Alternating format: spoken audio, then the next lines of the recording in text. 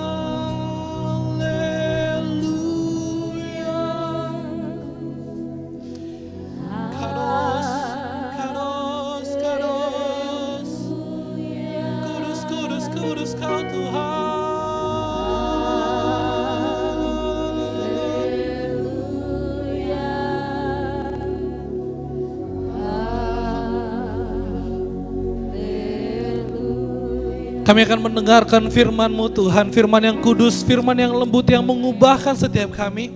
Dan kami percaya di mana ada roh Allah, di situ ada kemerdekaan. Dan di mana ada firman Tuhan diberitakan, yang sakit akan disembuhkan, yang berbeban berat akan dilepaskan, orang yang terikat dengan segala kecanduannya akan dibebaskan oleh Tuhan. Dan kami percaya hari ini hari kemenangan kami, hari ini hari sukacita kami. Hari ini kami menerima berkat yang baru yang berasal daripada Tuhan Yesus Kristus Juru Selamat kami yang hidup. Kita yang siap menerima firman Tuhan, sama-sama kita katakan amin. Haleluya, haleluya. Berikan tepuk tangan buat Allah kita. Haleluya, haleluya. Terima kasih buat kesempatan yang telah diberikan kepada saya, Bapak Gembala. Saya merasa terhormat sekali. Terima kasih buat semua jemaat-jemaat Tuhan, hamba-hamba Tuhan yang ada di sini. Kita bersaudara, amin. Perkenalkan dulu, karena kata orang, kalau tidak kenal maka tidak sayang. Ya gitu ya. Perkenalkan, nama saya Miracle Son Waruwu. Tapi kemarin waktu di Yutefa, kita ada pelayanan, kita ada pelayanan penginjilan. Terus ada satu mama dia bilang ini, wah anak memang kok beda. Jadi saya bilang begini, saudara, saya rambut tidak keriting, saya kulit tidak hitam, tapi kita bersaudara. Dorang semuanya tepuk tangan, bilang haleluya, haleluya, haleluya. Tapi ada satu kali setelah selesai firman, ada satu mama dia jumpa saya, dia bilang, wih anak pegang tangan dulu, pegang tangan. Kita nggak ada pegang tangan, terus mama bilang begini, memang kok beda ya, kok Papua tapi beda. Saya mulai bingung tapi, iyo mama, tapi tong bersaudara toh. Dia bilang, iyo tong bersaudara. Anak memang kok ini tidak, kok rambut tidak keriting Iyo, kok kulit juga tidak hitam. Iyo mama, tapi kok ini woru.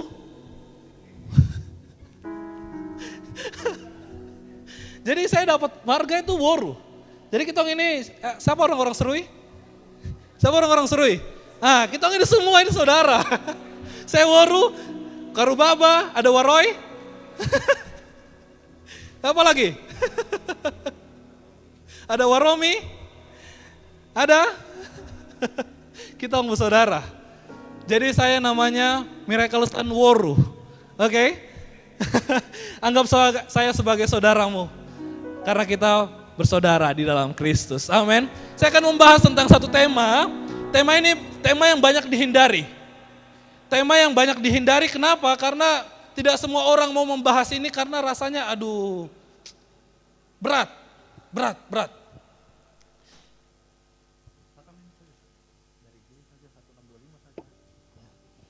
Banyak orang yang tidak suka dengan tema ini karena menurutnya aduh, kalau bicara kekudusan tunggu-tunggu dulu saja kah?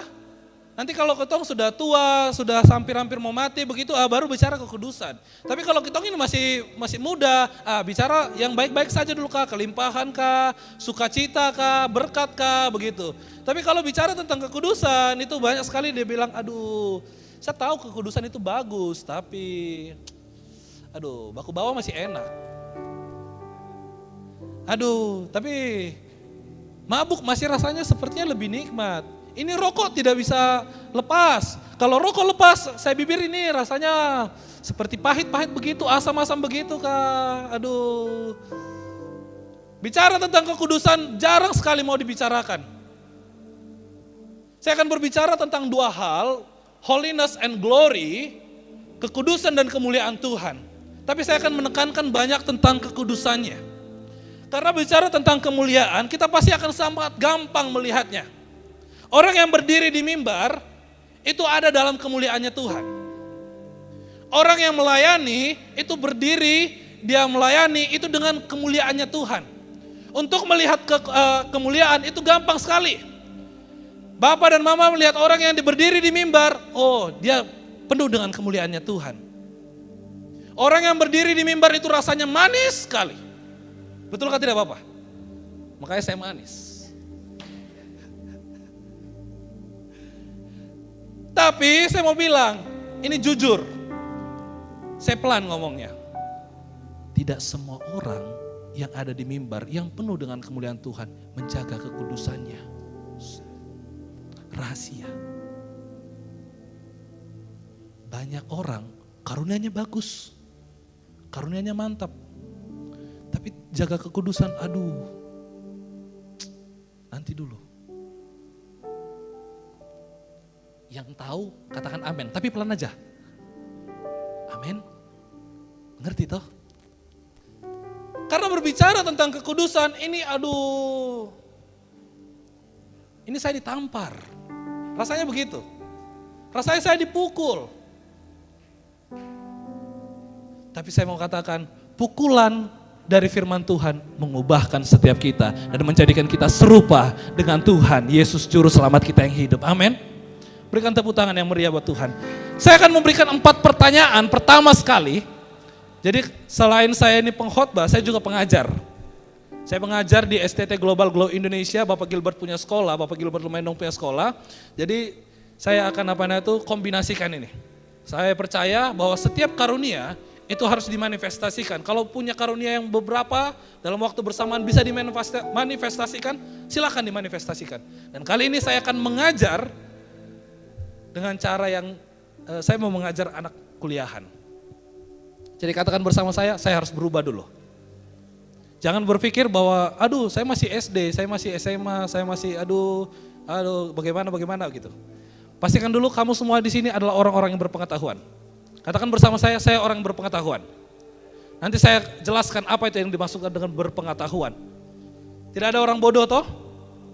Atau ada yang masih bodoh? Nanti saya akan jelaskan juga apa itu bodoh. Oke? Saya ke pertanyaan pertamanya, apa itu kudus? Tidak usah dijawab dulu.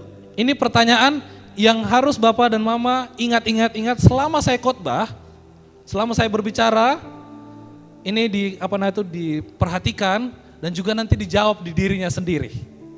Nanti di bagian akhir saya kasih kuis. Yang pertama, apa itu kudus?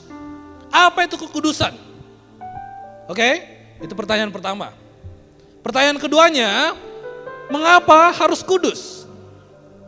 Mengapa kita, saya, kamu, semuanya harus kudus? Yang ketiga, ini pertanyaan yang cukup menggelikan. Pertanyaannya, Mama bisa kudus? Bapak bisa kudus? Kita semua bisa kudus kah tidak? Dan pertanyaan keempat, bagaimana untuk kudus? Menjadi orang kudus, menjadi orang yang memiliki kekudusan. Ada berapa pertanyaan? Ada 4. Nah, kita buka Alkitab kita. Next. Kita sama-sama bangkit berdiri, kita baca 1 Petrus 1 ayat 15 dan 16. 1 Petrus 1 ayat yang ke-15 dan yang ke-16. Yang sudah dapat katakan amin. Yang belum dapat katakan tunggu Bapak. Yang sudah dapat katakan uhui. Masih belum. Yang sudah dapat katakan uhui. Oke. Kita bacakan dalam hitungan ketiga, 1, 2, 3. Tetapi hendaklah kamu menjadi kudus di dalam seluruh hidupmu, sama seperti Dia yang kudus, yang telah memanggil kamu. Sebab ada tertulis, kuduslah kamu, sebab aku kudus. Amin. Berbahagialah setiap orang yang mendengarkan firman Tuhan dan melakukannya. Silakan duduk Bapak Ibu Saudara semuanya. Next, saya tuliskan begini, ada satu fakta Alkitab yang harus kita tahu. Di dalam Alkitab kita yang tebal itu, di dalam Alkitab kita yang sebanyak ini,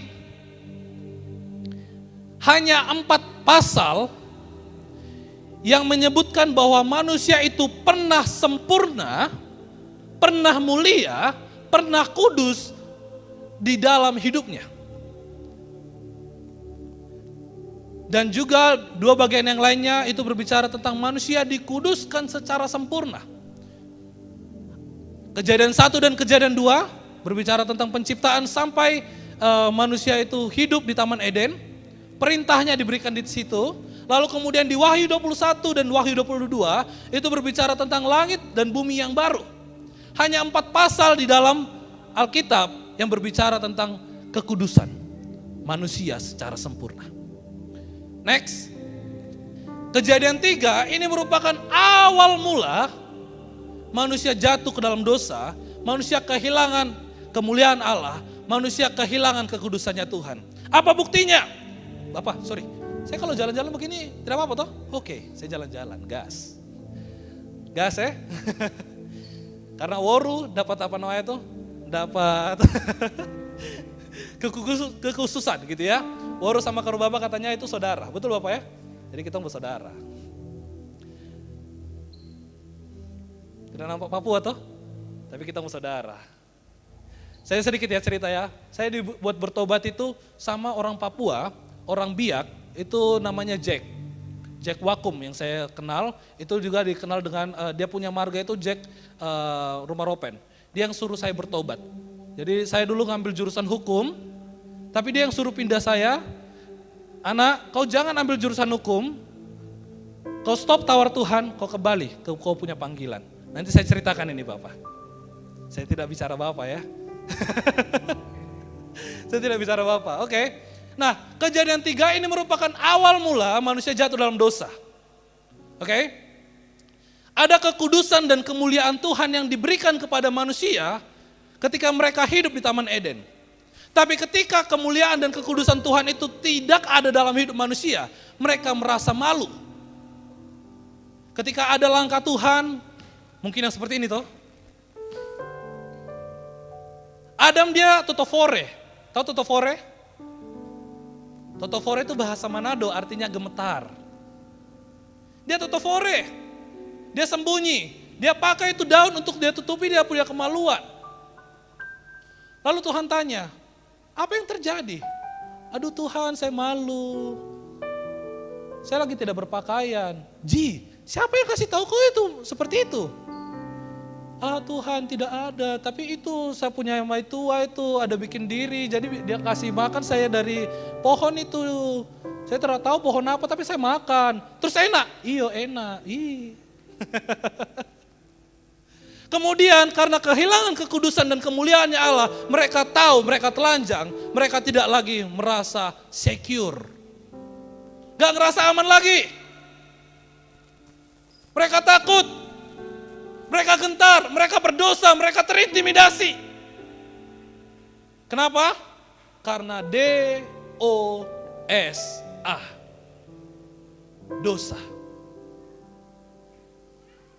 Lalu kemudian di Wahyu 20, sebuah nubuatan yang sangat kita nanti-nantikan bahwa iblis dan segala tipu muslihatnya itu diselesaikan oleh Yesus. Dan itu menjadi suatu penghukuman terakhir. Setelah itu ada langit bumi yang baru di Wahyu 21 dan Wahyu 22 yang berbicara bahwa manusia tidak akan pernah lagi mengalami dosa, tapi sudah sempurna sama seperti Allah. Dikembalikan dia punya kekudusan, dikembalikan dia punya kemuliaan ke dalam hidupnya. Yang mengerti katakan amin. Kekudusan dan kemuliaan Allah adalah satu bagian yang hilang dari hidup kita. Tapi saya mau bilang, kekudusan dan kemuliaan tetap tersedia bagi setiap orang yang mau menerimanya. Next. Kita perhatikan kata-kata ini. Tetapi, saya buat warna biru ini. Tetapi, coba perhatikan itu yang di screen yang warna biru. 1, 2, 3. Tetapi, hendaklah kamu menjadi kudus, tetapi hendaklah.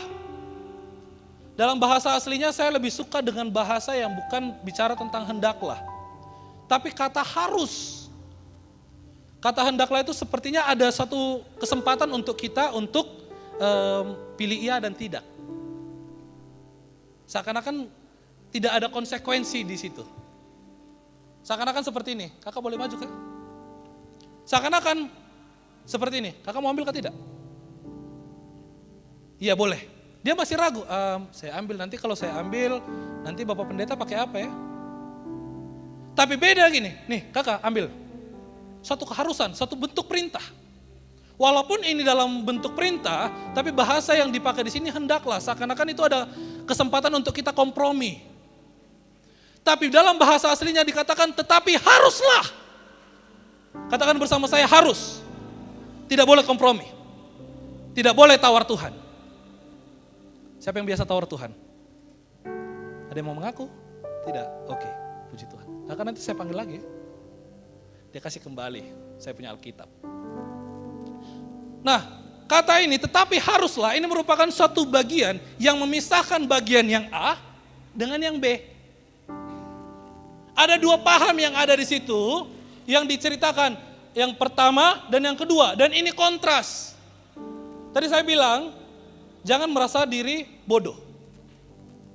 Oke? Apa itu bodoh? Coba Bapak dan Mama baca satu orang aja, baca di ayat yang sebelumnya, di ayat 14.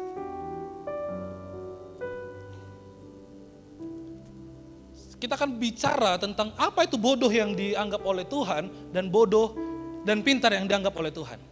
Yang sudah dapat katakan amin. Satu orang boleh membacakannya. 1 Petrus 1 ayat yang ke-14.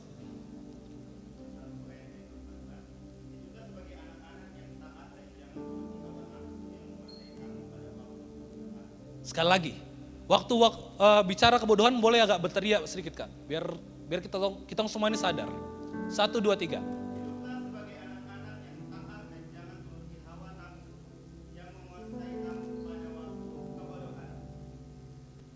Terima kasih. Dikatakan, jangan turuti hawa nafsu pada saat kau bodoh. Jadi ternyata bodoh yang dikatakan oleh Alkitab bukan bodoh secara kognitif. Bukan bodoh secara ini. Kalau kamu punya nilai di sekolah 6, seperti saya, biologi saya 6, merah. Saya kelas 1 SMA itu nilai fisika ya bisalah 7, kimia 9. Tapi biologi 6. Bukan kebodohan yang dipikir manusia di dalam pendidikan. Kalau contohnya, saya biasa main piano, kemudian saya tidak tahu jalan akordnya bagaimana. Lalu orang-orang bilang, kau ini bodoh dalam main musik, kau jangan main musik lagi. Atau seperti saya juga yang tidak biasa nyanyi begitu toh. Terus, apa tadi lagunya? Apa lagunya tadi? Ku nyanyi haleluya, coba. Ku nyanyi haleluya. Terus saya tiba-tiba nyanyi gini. Nyanyi. Hela, ayah rasa. Mungkin ada yang langsung bilang, kawan saudara, memang kau punya suara itu bagus, tapi lebih bagus lagi kau diam. Mungkin begitu toh? Ya, betul ya. Tapi bukan kebodohan yang seperti itu yang dimaksudkan oleh Alkitab. Kita boleh bodoh dalam dunia pendidikan kita, tapi dalam dosa kita harus pintar. Bisa pintar apa? Pintar memilih, mengetahui, menilai ini baik, benar, mulia, sesuai dengan kehendak Tuhan atau tidak. Ada orang yang dia punya gelar profesor, doktor, kabilator, bocor, sampai semua dia punya gelar ada, tapi dia tidak tahu mana yang baik, mana yang buruk. Yang tahu orangnya katakan amin. Setidaknya angguk-anggukkan saja. Oh, saya tahu ini Bapak bicara ini. Tidak. Saya tidak bicara orang. Tapi kalau ada teringat di kepala Bapak dan Mama, puji Tuhan. Jadikan itu sebagai patokan untuk kamu tidak berlaku seperti itu. Tapi jangan ngomongin dia di belakang. Ngomongin dia depan-depan. Hiduplah sebagai anak-anak yang taat dan jangan menuruti hawa nafsu yang menguasai pada waktu kebodohanmu. Jadi setiap kali kita berdosa, kita bodoh. Setiap kali kita melakukan pelanggaran yang melukakan hati Tuhan, kita bodoh. Kita tinggal baku bawa, kita bodoh. Kalau kita tinggal mabuk terus, pagi ketemu pagi, terus mabuk, kita bodoh. Kalau kita tinggal merokok terus, dari pagi sampai malam ini tidak bisa berhenti, kita bodoh. Kalau kita rusak, kita punya diri dengan segala macam yang bisa merusak kita bodoh. Pertanyaan saya, siapa yang mau dikatain bodoh? Ada yang mau dikatain bodoh? Orang bodoh saja yang secara dunia, begitu kita bilang bodoh kau, dia pukul kita. Toh? Tapi ternyata ketika kita melakukan dosa, kita dianggap sebagai orang yang bodoh. Jadi yang dikatakan, tetapi haruslah kamu kudus dalam seluruh hidupmu. Ini memberikan pengertian bahwa setiap kita itu memiliki pengetahuan yang benar ketika kita memiliki Kristus dalam hidupnya kita. Yang mengerti katakan amin. Ketika kita hidup dalam Kristus, kita dijamah oleh Tuhan, kita mendengarkan Injil lalu kita diubahkan, kita mengalami pembaharuan akal budi. Waktu lalu Bapak cerita, Bapak khotbah di Roma 12 ayat 1. Persembahkan persembahan yang hidup, yang kudus, yang berkenan.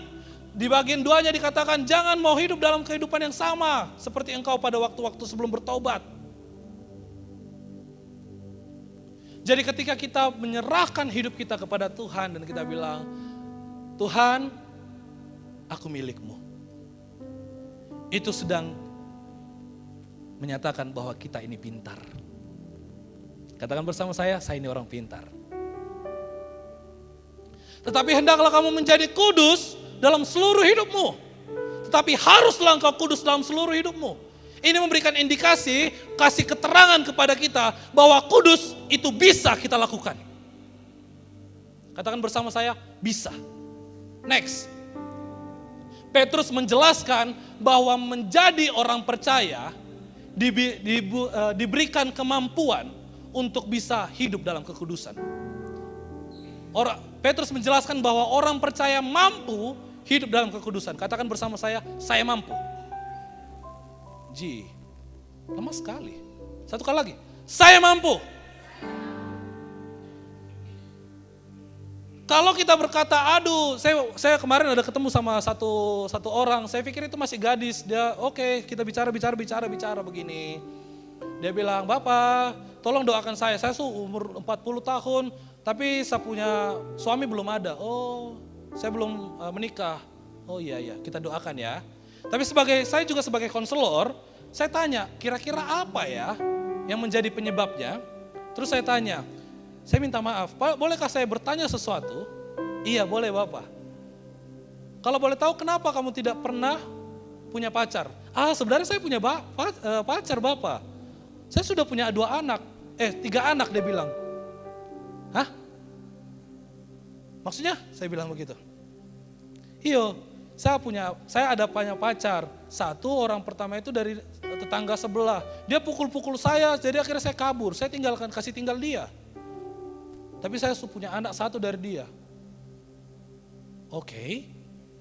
Ada. Yang kedua Bapak. Yang pertama ini saya terbaik sekali saya punya putus. Oke, saya mulai bingung ini. Karena itu baru-baru sampai di Jayapura, jadi saya masih meraba-meraba begitu toh. Saya tidak mengerti dengan apa yang terjadi di Papua ini.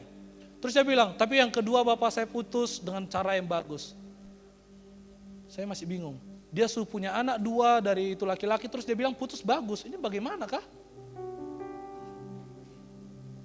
Terus dia bilang, ini yang kedua ini saya dapat dia baik sekali, dia rajin ke gereja, dia rajin beribadah. Terus kita kita punya 2 anak. Saya pikir gini, waduh, rajin ke gereja, tapi bikin anak juga. Terus saya tanya, terus di KTP-mu dibuat apa? Belum menikah. Bagi saya Bapak, saya baru tahu itu kejadian seperti itu. Terjadi, benar-benar terjadi. Dia bilang, tapi pacar saya itu sebelum kami menikah, dia meninggal. Jadi saya masih menunggu yang baru Bapak. Terus saya tanya gini, kalau seandainya Tuhan kasih yang baru sama kau, terus kau mau bikin begitu lagi? Sepertinya begitu Bapak.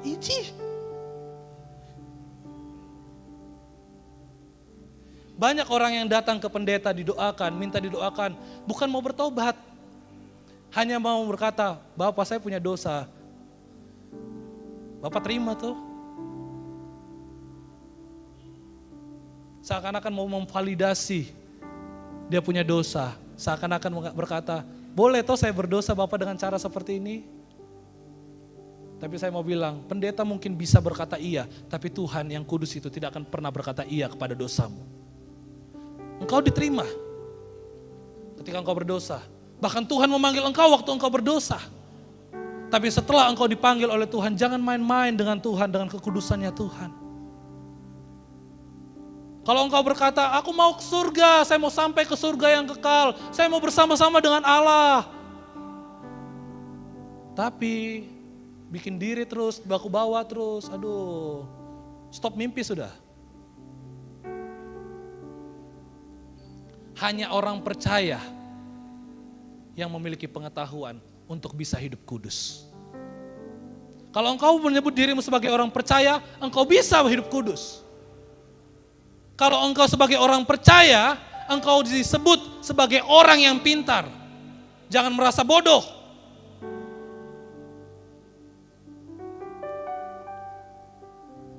Next. Yang berikutnya, saya akan membahas tentang ini. Yang telah memanggil kamu. Siapa di sini yang merasa telah dipanggil oleh Tuhan? Satu orang sudah mengaku. Yang lainnya belum sadar.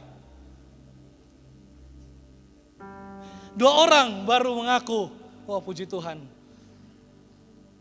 Siapa yang merasa dipanggil oleh Tuhan? 3 orang sudah sadar.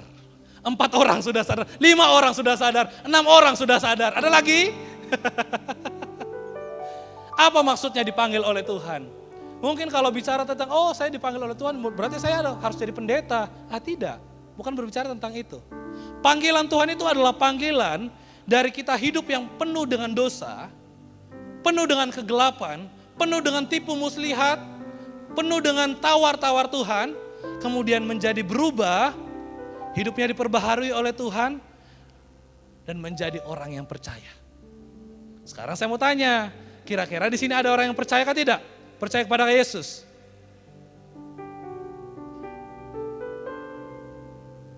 Di sini ada yang percaya Tuhan Yesus kah tidak? Sudah makin banyak. Di sini ada yang sudah percaya Yesus kah tidak? Semangat kah? Orang Papua itu paling semangat harusnya. Kata memanggil di sini Kele Santa itu suatu panggilan yang tegas. Dia panggilannya tegas, 1 kali dia dipanggil, 1 kali dia dipilih, tapi terus menerus dia dipanggil. Itu sama seperti ini. Saya mama contohnya mau suruh saya sesuatu, mau kasih tugas kepada saya. Contohlah, saya mama ada di sini. Contoh kakak ya, contoh ada di sini. Nih, saya ubah saja, saya bapak.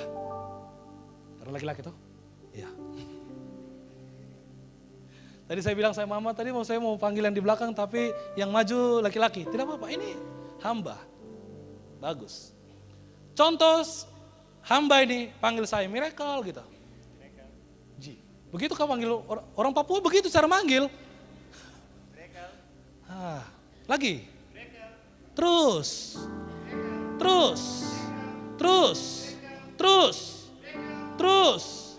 Tapi kalau saya terus lari, panggilan itu akan semakin keras.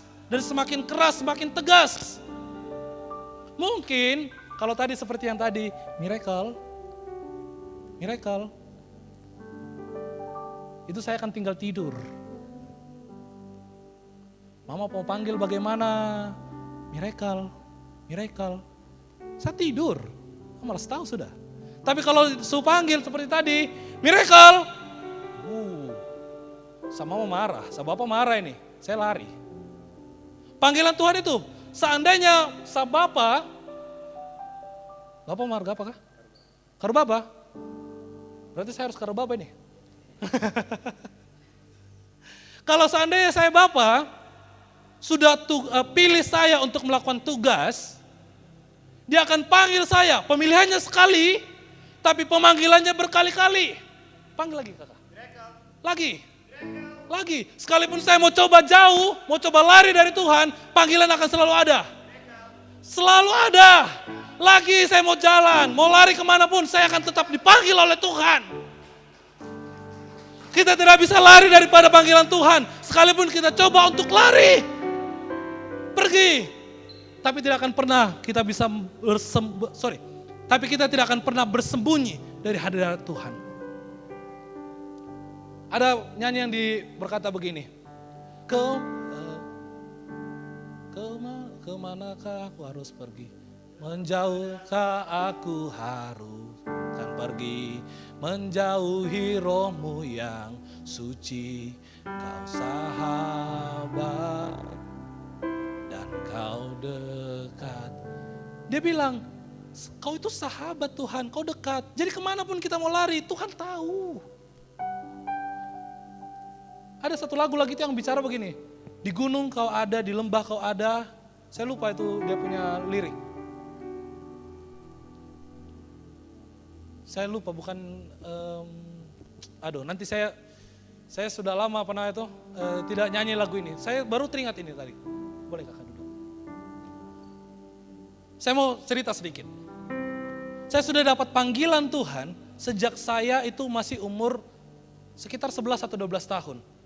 Saya sudah mendapat gelar evangelis di umur segitu. 1 tahun kemudian saya menjadi trainer bagi evangelis. Trainer for trainer malah. Saya sudah dipanggil. Tapi saya mau cerita. Mungkin bagi anak-anak pendeta ini mengerti, langsung mengerti. Jadi saya bapak dan saya mama itu gembala di gereja GPDI. Gereja GPDI, gereja-gereja Pantekosta itu tidak punya gaji. Itu Bapak? Di sini ada kah? Belum. Selalu itu perkataan itu dia bilang begini, kita punya gaji itu 30 hari. Kadang 31 hari, kadang 29 hari, kadang 28 hari. Saya tidak mengerti. Artinya nafas hidup sebagai gajinya kita, hamba-hamba Tuhan. Oh. Oke, saya waktu itu tidak mengerti. Tapi satu kali saya sekolah, saya bilang begini, Mama, saya butuh uang untuk bayar buku. Berapa uang bukunya? 70.000 Mama. Oh iya, kita berdoa ya. Berdoa. Lalu saya berikutnya lagi bilang, Mama saya mau ada jalan ke sini, saya butuh uang 20.000. Sama Mama bilang begini, anak kita berdoa dulu ya.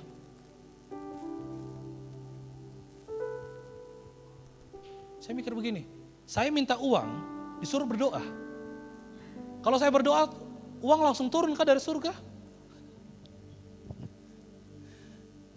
Lalu kemudian, satu kali saya mau bayar uang LKS, 10.000 aja.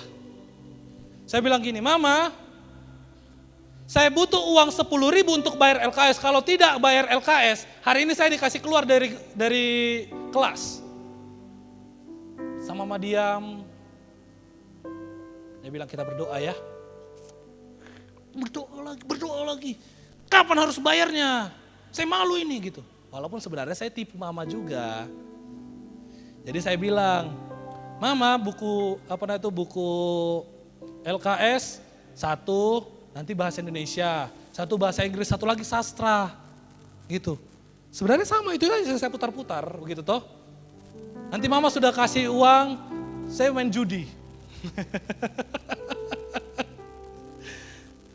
Mama kasih uang LKS, saya bilang, Mama ini belum pernah kasih LKS. Di pencatatan Mama ada. Tidak, itu Mama salah itu buku yang lain. Ada buku yang lain lagi nih. Mama lihat-lihat saya, tapi Mama tahu saya bohong toh. Itu sama seperti gini, Mama minta uang buku, minta uang book. Buku dan book sama toh. 1 bahasa Indonesia, 1 lagi bahasa Inggris toh. Seperti itu. Memang saya tipu-tipu juga jadi, ya begitu toh. Lalu saya bilang begini, saya tidak akan mau jadi pendeta. Saya tidak akan mau seperti saya punya mama. Saya tidak akan mau seperti saya punya bapak. Miskin. Betul itu yang saya katakan. Setiap kali saya mau minta uang 10.000 saja, tidak bisa. Saya tidak mau sama seperti bapak. Saya tidak mau sama seperti mama. Kenapa? Saya rasa malu. 10.000 saja tidak punya, bagaimana kah? Kamu bilang kamu pendeta tapi 10.000 saja tidak bisa. Saya main judi sebentar saya bisa. 100.000 saya hasilkan bisa. Saya pikir begitu. Memang saya juga dulu main judi memang selalu menang. Berkat Tuhan toh? Tidak. Bukan karena berkat Tuhan, karena memang saya ahli di bagian itu.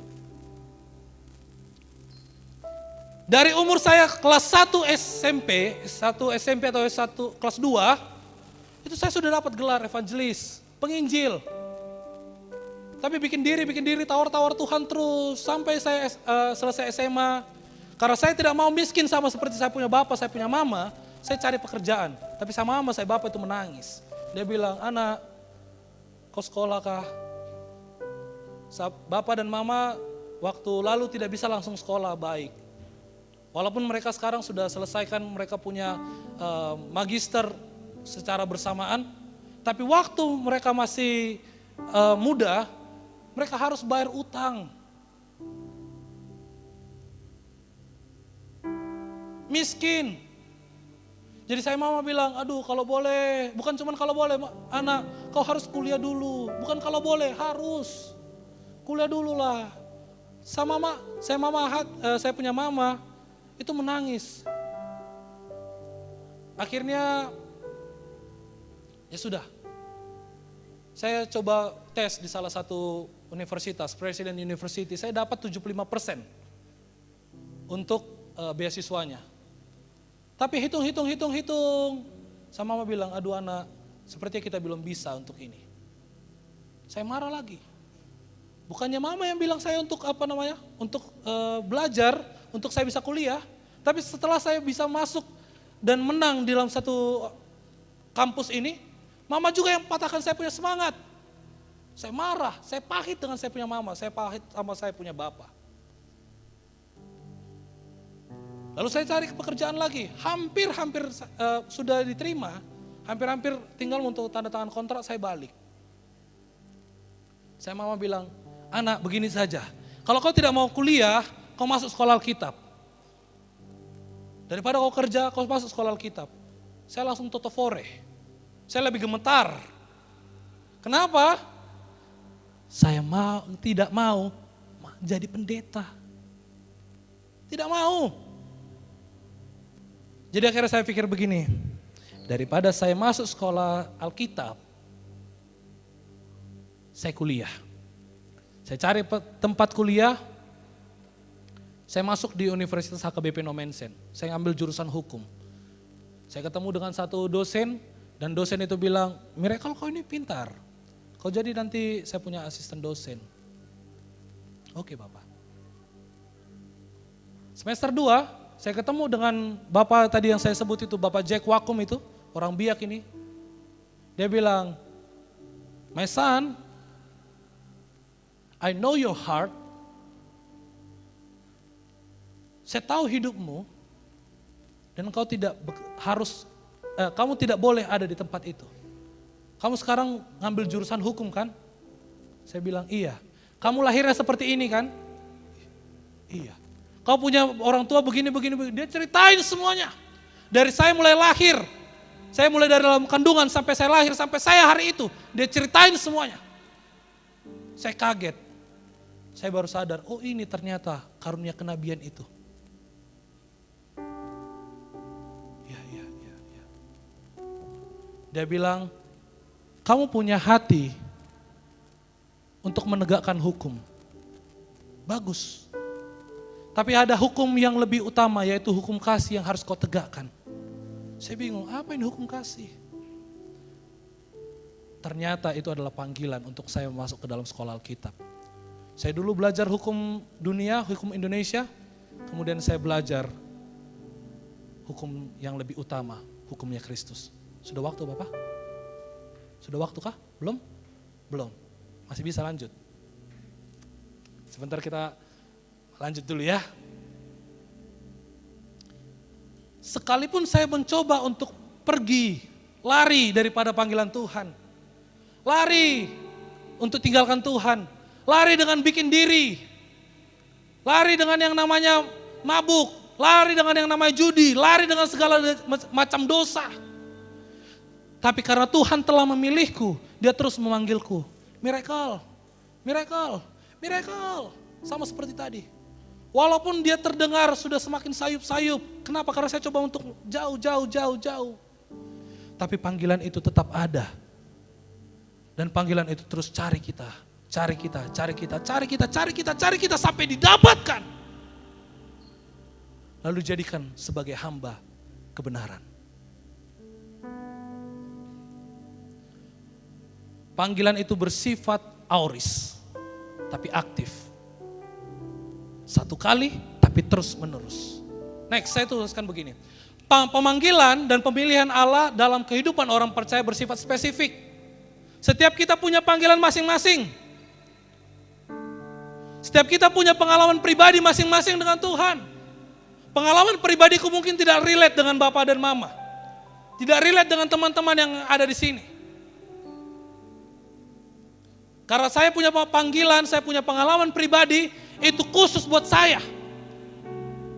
Makanya saya tidak pernah menceritakan dan menjadikan suatu kebenaran saya punya pengalaman pribadi. Saya tahu pengalaman yang ada di sini itu lebih daripada saya punya pengalaman. Spesifik. Kalau saya dipanggil Tuhan untuk menjadi hamba Tuhan, saya tidak akan pernah meninggalkan Tuhan karena saya cinta dunia. Walaupun berkali-kali saya harus ditawarkan dengan hal itu. Walaupun saya pernah juga lari, mencoba lari lagi. Sudah masuk sekolah teologi, sudah selesai S1, saya masih mau lari lagi. Masih mau coba lagi, tapi Tuhan kasih panggil terus, panggil lagi, sampai sekarang. Saya mau sedang menyelesaikan S3 saya. Tuhan panggil lagi, panggil lagi. Kenapa? Karena panggilan Tuhan itu spesifik. Tuhan sudah memilih saya, Tuhan sudah memilih saudara. Dan yang kedua, panggilan itu bersifat konstan, terus menerus. Sampai kita disempurnakan bersama Kristus. Dan itu bersifatnya absolut, mutlak, harus. Kalau tidak dikerjakan ada konsekuensi yang pasti. Pertanyaannya, kita sudah respon kah tidak? Pak, sudah respon panggilan Tuhan kah tidak? Bu, sudah terima panggilan Tuhan? Sudah direspon kah tidak? Anak-anak muda, sudah terimakah panggilan itu? Pasti, karena kamu sudah ada di gereja. Tapi pertanyaannya, sudah respon dengan baik atau tidak panggilan Tuhan itu? Jangan sampai kita bikin diri. Tiba-tiba kita kecelakaan, kita tidak hidup dalam kekudusan, lalu kita mati. Kita lepu, tahu lepu toh? Kita tiba-tiba lepu, mati. Tidak dalam kekudusan. Saya berkali-kali mendengar di Papua ini. Orang gereja meninggal kenapa? Tabrakan kok bisa tabrakan? Iyo, dia lagi mabuk. Tuhan Dan kalau kita tidak dalam kekudusan kita, suatu saat tiba-tiba, jeder, maut datang. Pertanyaannya, kita masuk mana? Masuk mana? Jangan bilang, oh saya masih muda, saya masih bisa panjang sapu umur. Saya masih baru ini beberapa waktu yang lalu, masih SMP. Tapi dia ngebut-ngebutan, ibaratnya itu dia potong antrian. Kita lagi antri ini untuk meninggal toh, dia semangat sekali ketemu Tuhan. Jadi dia lambung, tabrak, jeder, meninggal. Dia bukan ketemu Tuhan, memang dia ketemu Tuhan. Tuhan lihat begini, aduh, sana, neraka bagianmu. Tapi saya punya pengalaman hidup, berkali-kali hampir mati, tapi Tuhan selamatkan saya. Saya sudah berkali-kali melihat maut di depan mataku, tapi Tuhan selamatkan saya. Saya berkali-kali mengalami yang namanya hal-hal yang tidak baik. Orang-orang lain yang harusnya saya masuk satu bus, saya dipanggil keluar. Kamu keluar berdua, kamu laki-laki di situ. Keluar. 7 orang meninggal di tempat itu. Di bus itu. Kecelakaan 2013. Saya sudah masuk sekolah Alkitab, sekolah teologi. Tapi saya mau bikin tawar-tawar Tuhan lagi, bikin-bikin diri lagi. Saya kecelakaan, saya lihat bawa truk, saya tahu itu. Saya sudah pikir, ini khotbah terakhir saya. Orang akan kenal miracle sebagai orang yang meninggal karena ditabrak truk. Dilindas truk. Dan tidak masuk logika saya. Itu jalan itu dua ruas. Saya motor ke sana, ke kiri, saya di tengah. Tapi truk itu nggak tahu bagaimana caranya. Saya sudah tutup mata, saya sudah bilang, aduh, saya mati. Tapi saya pikir-pikir, kok lama ya? Kok tidak kena-kena ya? Saya buka mata, tidak ada. Di mana? Truk lewat.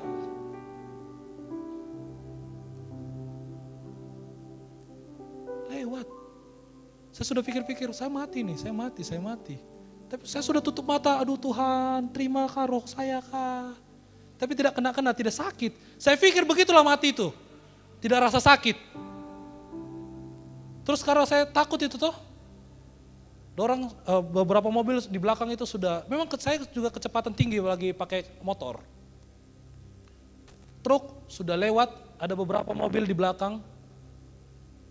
Lalu dia bilang, anak-anak muda di situ, kakak masih bisa berdiri. Kakak tadi itu terlempar, dia bilang.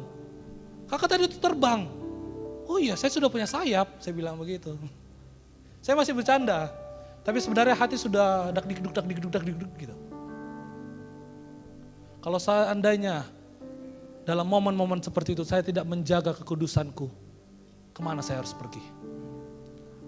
Next. J.I. Packer, seorang teolog berkata begini, penginjilan adalah satu undangan khusus bagi orang fasik untuk masuk dalam pertobatan dan menuju kepercayaan dalam iman yang menyelamatkan. Karena ternyata penginjilan adalah satu-satunya cara untuk menyadarkan orang dia punya panggilan. Yohanes 3:16 bilang begini, karena begitu besar kasih Allah akan dunia ini, keselamatan itu disediakan bagi global, seluruh orang. Tapi yang meresponi undangannya Tuhan itu sedikit sekali. Karena begitu besar kasih Allah akan dunia ini sehingga dia mengorbankan anak yang tunggal. Supaya setiap orang yang percaya. Walaupun itu disediakan secara global tapi ada respon untuk percaya. Respon untuk berkata, ya Tuhan ini hidupku. Dan penginjilan adalah satu-satunya cara. Jangan pernah padamkan api penginjilan. Jangan pernah. Kalau ada kesempatanmu untuk menginjil, menginjillah. Ceritakanlah kebaikan Tuhan. Kalau kau tidak tahu bagaimana caranya, ceritakan bagaimana Tuhan itu baik dalam kehidupanmu. Seperti itu aja, simpel itu aja. Masa tidak bisa cerita? Kalau bicara orang bisa, cepat. Tidak usah bicara, kadang-kadang kita lihat orang begitu toh. Ada mungkin orang lewat, kita cuma gini aja. Wow, mengerti itu tertawa. Toh? Tapi untuk bicara Injil, bicara Tuhan, aduh saya tidak tahu, saya tidak bisa. Kamu bicara orang bisa. Tapi bicara firman tidak bisa, bagaimana? Bertobat. Katakan bersama saya mau bertobat. Pelan sekali. Cuma satu orang kah? Saya mau bertobat. Sudah ada 3 orang. Sekali lagi, saya mau bertobat. Next. Kuduslah tetapi hendaklah kamu menjadi kudus dalam seluruh hidupmu sama seperti Dia yang kudus yang telah memanggil kamu, memanggil saya, memanggil kita semuanya. Sebab ada tertulis, kuduslah kamu sebab aku kudus. Jadi apa itu kekudusan? Apa itu kudus? Kudus itu adalah Allah sendiri. Itu atribut yang Allah pegang. Firman Tuhan bilang begini, siapa yang bisa bertemu dengan Tuhan? Siapa yang bisa naik ke gunung kudus ya Tuhan? Orang yang kudus dan suci hatinya. Bagaimana kita bisa naik sampai ke surga? Dengan kekudusan juga. Aduh Bapak, sapu kedagingan ini, dia meronta-ronta. Kalau tidak bikin diri, aduh sepertinya bagaimana kah? Aduh kalau saya tidak mabuk ini, aduh saya rasa lain-lain, sapu badan. Saya kalau tidak baku bawa ini, sepertinya aduh ada yang kurang dalam sapu hidup. Tapi sadar enggak? Saya mau bilang. Setiap kali engkau hampir melakukan dosa, ada persimpangan yang engkau harus lewatin. Setiap kali engkau mau mengambil sesuatu, contoh, ini barang di sini, kamu sudah lihat, sudah pantau-pantau, sudah gambar. Terada orang, ini siapa punya barang ya? Dia lihat-lihat lagi begini. Sebelum kita mengambil, ada konflik dalam batin kita yang berkata jangan ambil. Jangan, itu bukan milikmu. Jangan, stop. Stop, jangan. Lalu kita ambil. Kadang-kadang panggilan Tuhan itu terus, waktu hampir kita berdosa pun Tuhan tetap panggil. Tuhan tetap sayang kita, tetap pelihara kita, tetap jaga kita. Tapi kita sengaja, kita tutup, kita punya kuping dan bilang, Tuhan kau stop bicara dulu. Ini saya punya hidup, saya bikin diri dulu. Tuhan, kau diam dulu sedikit kah? Mungkin tidak secara langsung kita bicara begitu. Tapi dalam tindakan kita seringkali mengabaikan panggilan-panggilan Tuhan itu untuk berkata jangan bertobat. Next, saya katakan begini, saya tuliskan begini. Allah yang Maha Kudus, kekudusan merupakan sifat Allah. Dan menyatakan kekudusan berarti menyatakan kemuliaan Allah dalam bentuk pujian, hormat, dan kuasa. Bapak dan Mama tahu karunia roh? Tahu karunia roh? Nabi tahu? Orang yang punya karunia kenabian? Punya karunia kerasulan? Karunia melakukan mujizat, bernubuat, dan seterusnya. Melakukan mujizat, berdoa buat orang sakit. Tahu itu? Alkitab bilang itu karunia-karunia. Itulah yang disebut dengan kemuliaan yang menyertai orang-orang percaya. Yang kedua, Mama dan Bapak tahu buah roh? Saya mau tanya, buah roh atau buah-buah roh? Buah roh atau buah-buah roh? Coba baca Alkitabmu baik-baik. Coba lihat dulu. Buah roh kah atau buah-buah roh? Coba buka, Galatia 5. Coba lihat. Saya mau tanya, buah-buah roh atau buah roh? Apa? Bukan buah-buah roh. Itu seperti ini. Kakak, maju lagi kakak. Saya suka sekali dengan WL ini. Karena setiap kali saya lihat live streaming, kakak ini selalu yang jadi WL. Sampai kemarin kita dengan Pastor Geren juga kesini, kakak ini juga WL. Buah-buah roh itu seperti ini. Di dalamnya, ambil satu kakak. Ini ada kasih. Yang kedua, ada sukacita. Yang ketiga, ada damai sejahtera. Ada lagi kesabaran. Ada lagi kemurahan. Ada lagi sampai 9. Buah roh itu seperti itu kan? Tapi tahu nggak? Kembalikan kakak. Tapi tahu nggak? Pegang satu saja. Tahu nggak? Ternyata kasih, sukacita, damai sejahtera sampai penguasaan diri itu satu bagian. Satu bagian. Jadi jangan bilang, oh saya ini kasih sekali dengan saya punya saudara. Tapi tidak ada penguasaan di diri dalamnya. Ini harus satu bagian. Contoh, kalau kita bilang kasih, buah roh itu adalah kasih, buah-buah roh ya, ada kasih, ada segala macamnya. Seakan-akan kita bisa pilih satu. Seakan-akan kita bisa pilih dua. Tidak. Kalau kamu bilang kamu punya kasih, kamu juga harus punya penguasaan diri. Semuanya harus dalam satu paket. Katakan bersama saya, itu satu paket. Jadi contohnya, kakak boleh pukul saya. Terserah mau pukul di mana saja. Tapi jangan di saya punya muka, karena ini aset. Boleh pukul saja di mana kak? Ya. Karena saya punya kasih, sampuni kakak. Baik toh? Kenapa? Karena dipukulnya pelan. Ya toh? Karena dipukulnya apa? Pelan. Tapi kakak coba pukul lebih keras. Yo. Di mana saja? Saya lagi siap-siapkan diri nih. Boleh kakak? Silakan. Wah, kencang juga. Dia pukul hamba Tuhan ini.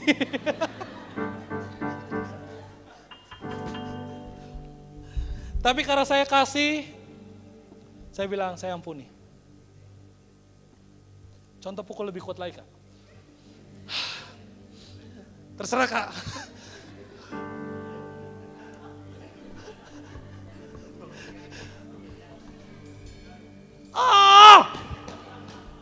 Mungkin ketika dia pukul terakhir, saya jatuh. Saya muka yang ganteng ini harus luka. Kenapa? Saya bangga dengan saya punya diri. Saya ini ciptaan Tuhan. Ganteng-ganteng begini, tinggi-tinggi begini, ada dalam rencana Tuhan yang besar bagi miracle. Wow. Kalau seandainya kakak itu pukul, memang terasa juga. Terasa juga. Kalau dia sudah pukul begitu, selalu saya luka, saya jatuh. Saya ngerasa, dia itu kan pelayan Tuhan. Saya dipukul sama dia. Saya dikecewakan sama dia. Dia ada sakitin saya tidak mau datang lagi ke GBGB Victory. Ada orang yang jahat di situ. Saya tidak mau lagi. Menangis sampai tertawa diri begitu. Kadang-kadang kita bilang, oh kakak, buar. Dia pukul di badan, saya pukul di muka. Mengerti? Tapi kalau kamu berkata kamu punya kekudusan Tuhan, itu berarti engkau punya yang namanya kasih sukacita sampai kepuasan diri. Di dalam kasih, di dalam buah roh, dalam kekudusan ada kesabaran. Dan kita bilang, my brother, I forgive you. Saudaraku, aku mengasihimu dan aku akan bilang, it's okay. Aku mengampunimu. Bertobat ya. Ketika kita disakiti, kita bilang, ya aku mengampuni dia. Ketika kita dikhianatin, kita bilang, gak apa-apa, aku mengampuninya. Kita dibikin menangis, kita katakan, Tuhan, sakit, perih Tuhan, gak enak rasanya Tuhan. Tapi saya mau mengampuni dia. Saya mengampunimu saudaraku.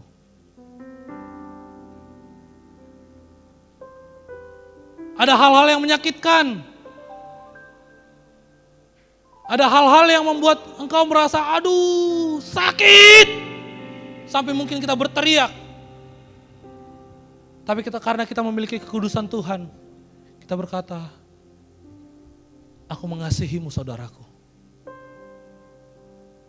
Sekarang saya mau tanya, pernah ketemu dengan orang yang seperti itu? Tunggu kakak ya, jangan dulu pergi, sabar. Pernah ketemu sama orang yang menyakitimu? Pernah ketemu sama orang yang membuat engkau menangis? Membuat engkau sampai kecewa? Engkau merasa seperti ditinggalkan Tuhan karena perbuatan dia? Atau engkau meninggalkan Tuhan? Engkau meninggalkan gerejamu? Engkau meninggalkan persekutuanmu? Kenapa? Dia WL, tapi dia pukul saya. Saya pendeta, dia tidak hormat saya. Mungkin begitu. Ada yang pernah begitu? Bertobat. Dan kembali dan katakan, aku mengasihimu. Karena Tuhan terlebih dahulu mengasihiku. Dan sadarkah kita? Kita ke Tuhan, Allah yang kudus itu. Kita bukan cuman pukul pelan, lebih kencang lagi, lebih kencang atau mungkin sampai tadi tercampak. Lebih daripada itu, kita yang siksa Tuhan. Kita yang pukul Tuhan, kita yang cambuk Tuhan. Kita yang ludahin Tuhan, kita yang bilang salibkan dia, salibkan dia. Kita semua yang ada di sini, sebelum kita menerima Yesus, bertobat, kita yang salibkan Yesus. Bukan orang Yahudi. Bukan. Kita, kamu dan saya.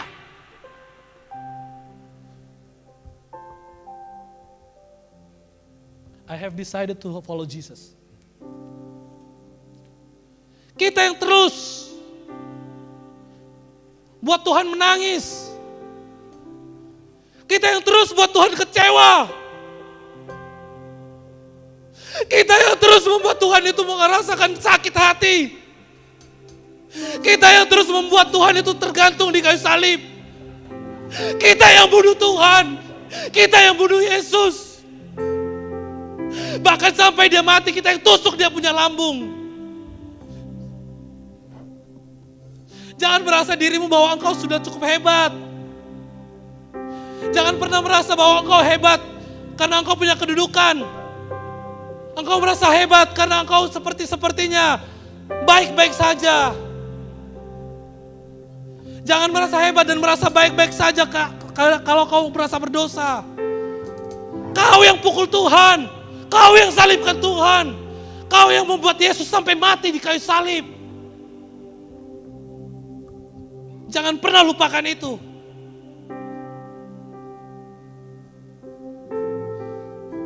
Next. Tapi pengorbanan Tuhan di kayu salib itu memberikan kita kekudusan. Dan kekudusan itu adalah tiket untuk kita bisa masuk kepada kemuliaannya yang kekal. Surga yang kekal, surga yang kita nanti-nantikan itu hanya satu tiketnya. Kudus. Katakan bersama saya, untuk masuk kemuliaan Tuhan, tiketnya adalah kudus. Kita mungkin berdosa, kita mungkin melakukan pelanggaran. Tapi kalau hari ini kita bilang, Tuhan, saya tahu bahwa sayalah orang yang menyalibkan Engkau dan saya mau bertobat. Hiduplah dalam kekudusan. Kalau engkau hari ini sadar bahwa engkau adalah orang yang menyakiti Tuhan hari demi hari, saya mau bilang, kuduslah engkau. Kalau engkau berkata hari ini, Tuhan, saya yang bikin engkau sampai terluka, sampai merasa menangis, sampai peluhmu seperti titisan-titisan darah. Saya Tuhan orangnya Tuhan. Saya Tuhan orang yang dulu kau panggil. Saya tahu kau Tuhan panggil saya. Tapi masih sampai sekarang saya masih tawar-tawar Tuhan. Saya masih bilang, Tuhan tunggu dulu kah, tunggu dulu kah, tunggu dulu kah. Kalau itu engkau sadari hari ini. Ada 4 pertanyaan tadi kan? Next. Jadi apa itu kudus? Apa itu kudus?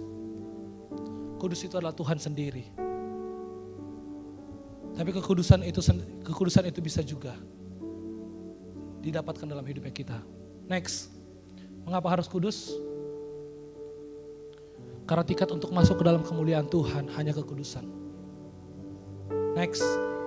Apakah kita bisa kudus? Bisa. Tapi bukan dengan kekuatan kita, tapi dengan kekuatan Tuhan yang menguduskan kita. Ketika Yesus mengorbankan dirinya di kayu salib, dan ketika kita percaya kepada Dia, kita menjadi kudus secara kualitas. Kualitas kita sudah kudus, tapi secara kuantitas kita masih terus berjuang. Next. Dan bagaimana untuk hidup kudus? Tadi dikatakan, punyalah pengetahuan. Ketika engkau merasa engkau mau berdosa, sadari, saya orang yang pintar. Saya tidak mau dibodoh-bodohin sama si iblis yang kurang ajar ini. Ketika engkau hampir memuaskan hawa nafsumu, atau mungkin engkau tersandung dalam hal itu, cepat kembali. Kalau engkau merasa bahwa Tuhan, saya mau lepas dari saya punya dosa, tapi sepertinya masih terus terintimidasi. Katakan kepada dirimu, aku sudah ditebus Tuhan. Proklamirkan, Proklamasikan, hidupku Miracle Waruwu adalah orang yang telah dikuduskan Tuhan, dimuliakan Tuhan. Pengurapan Tuhan ada dalam hidupku. Ada penyertaan Tuhan dalam hidupku. Ada kasih setia Tuhan dalam hidupku. Ada penjagaan Tuhan dalam hidupku. Proklamirkan itu terus. Sampai engkau menang atas dosamu. Kalau ada masalah, berkatakan Tuhan, aku telah diberikan hikmat pengetahuan. Aku telah diberikan pengetahuan untuk menyelesaikan masalah. Aku telah diberikan pengetahuan untuk bisa menang atas masalah. Dan setiap masalah ada di bawah kakiku. Dan aku mau naik kepada Kristus yang telah memerdekakan aku. Ketika ada masalah, tantangan, segala sesuatu yang datang kepadamu, terus perkatakan kepada hidupmu, berkati dirimu sendiri. Dan jangan menangis. Saya tidak disayang Tuhan. Kalau Tuhan tidak sayang kau, waktu engkau berdosa engkau langsung dibunuh Tuhan. Saat itu juga. Tapi kalau hari ini engkau masih hidup, Tuhan masih sayang dan meminta engkau untuk bertobat dan kembali kepada kekudusan dan kemuliaan Tuhan. Berikan tepuk tangan yang meriah buat Allah kita. Katakan bersama saya mau hidup kudus. Hidup yang penuh dengan kemuliaan. Katakan sekali lagi bersama saya, hidupku adalah hidup yang kudus. Adalah hidup yang penuh dengan kemuliaan. Berikan tepuk tangan yang meriah buat Allah kita. Kita sama-sama bangkit berdiri. No turning back. I have decided to follow Jesus. I have decided to follow Jesus. I have decided to follow Jesus. No turning back. No turning back. I have decided to follow Jesus. I have decided to follow Jesus. I have decided to follow Jesus. No turning back. Sekali lagi dengan sungguh-sungguh kita katakan, I have decided. I have decided to follow Jesus. I have decided to follow Jesus. I have decided to follow Jesus. No turning back. No turning back. I have decided. I have decided. Katakan bersama dengan saya, I have decided to follow Jesus. Saya memutuskan untuk mengikuti Kristus. Tidak peduli situasi, tidak peduli keadaan, tidak peduli masalah yang datang. Saya mau terima Yesus. Sekalipun saya menderita dalam dunia, saya mau terima Yesus dan tidak pernah meninggalkan Yesus. Sekalipun keluargaku meninggalkanku, aku mau terima Yesus. Sama-sama kita bangkit berdiri. Sama-sama kita bangkit berdiri, kita dengar pujian ini. I have decided to follow Jesus. I have decided to follow Jesus. No turning back. No turning back. Setiap engkau yang merasa membutuhkan kekudusan Tuhan dan membutuhkan kemuliaan Tuhan, aku memanggil engkau dalam rohmu. Mari maju bersama dengan Kristus. Mari kerjakan kekudusanmu dengan takut dan gentar. Kalau engkau hari ini berkata, saya mau dipakai oleh Tuhan, saya mau meresponi Tuhan, saya mau mengikuti panggilannya Tuhan, kau maju ke depan. Kalau engkau berkata, Tuhan, saya tahu aku adalah orang yang paling berdosa dan saya mau dipakai oleh Tuhan. Sorry, tidak usah maju. Dimanapun engkau saat ini, taruh tanganmu di dada. Jika engkau berkata, Tuhan, Saya orang yang sering kali tawar Tuhan. Saya selalu bikin-bikin diri. Saya buat segala macam alasan untuk meninggalkan Tuhan. Saya bikin segala macam tindakan untuk melukai hati Tuhan. Dan engkau sadar hari itu, taruh tanganmu di dada. Dan kalau mungkin engkau adalah hamba-hamba Tuhan yang berkata, saya sudah melayani Tuhan.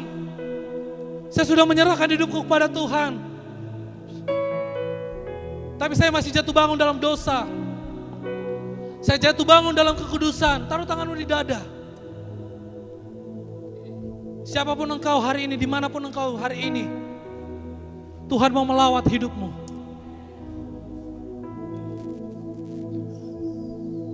Ada panggilan yang spesial dalam kehidupanmu. Dan hari ini saya akan proklamasikan bahwa setiap engkau akan menerima panggilan yang spesifik.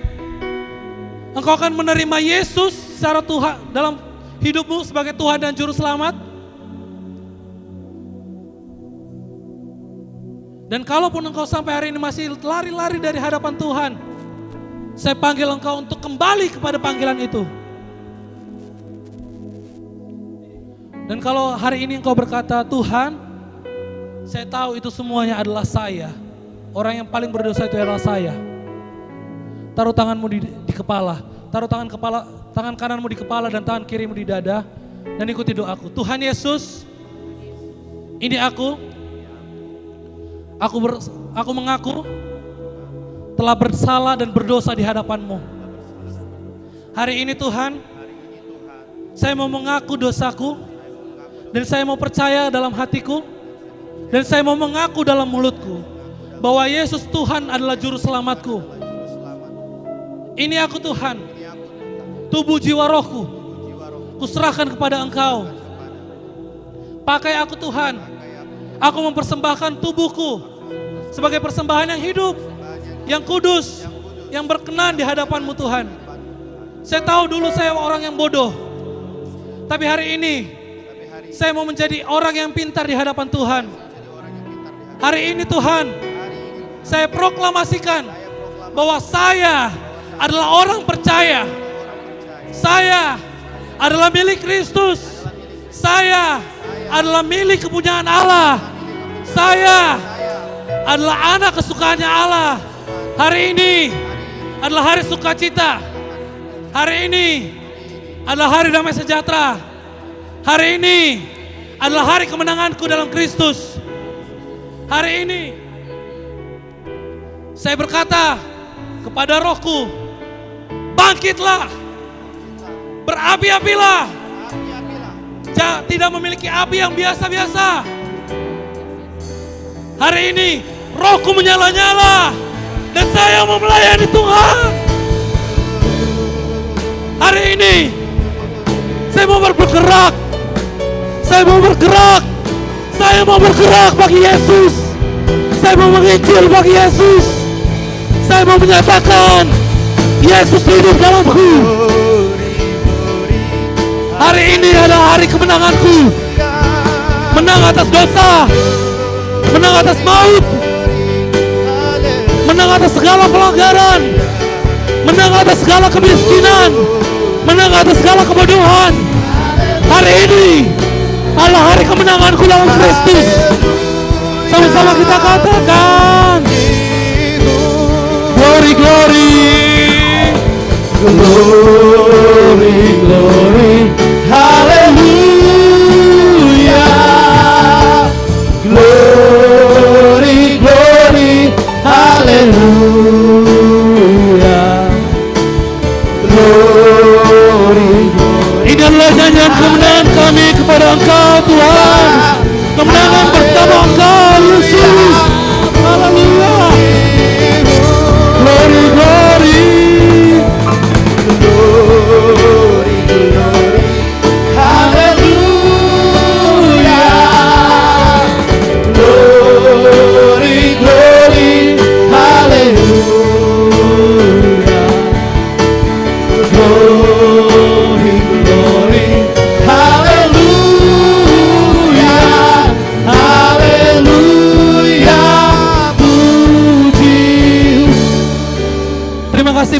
firman-Mu yang kudus, firman-Mu yang menegur kami Tuhan untuk kami hidup kudus, hidup dengan kemuliaan Tuhan. Karena itu Tuhan, hamba mau memetraikan firman ini dalam hati setiap yang mendengarkan firman Tuhan, baik yang ada di sini maupun yang ada di live streaming. Semuanya Engkau lawat, Engkau pilih, Engkau tetapkan, Engkau kuduskan, Engkau sempurnakan. Dan satu saat kami akan dipermuliakan bersama dengan Kristus. Karena itu Tuhan, biarlah segala pujian ini hanya bagi Engkau, Tuhan dan Juru Selamat kami. Haleluya, glory, glory. Glory, glory.